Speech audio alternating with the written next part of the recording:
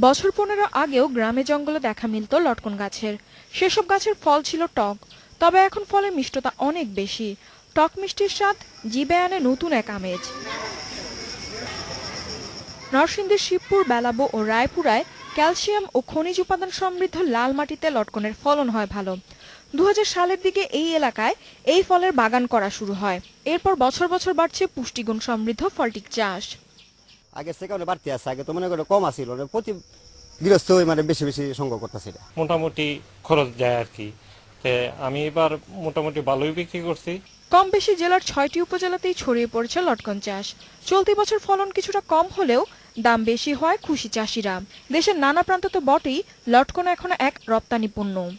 তবে অন্যবার যে মিলি লটকন লাইতো এবার অনেক কম আইছে, কারণ বৃষ্টি বাদল নয়, খরানের লাগিয়া লটকন অনেক কম আইছে। আমাদের বাগানটা 30 বিঘা জমির উপরে আছে পুরোটা। তো অন্যান্য বছর আরো অনেক বেশি বিক্রি করি, আমরা সর্বোচ্চ 11 লক্ষ টাকার মতো বিক্রি করছি। তো এই বছর 4.5 লাখ টাকা বিক্রি করছি।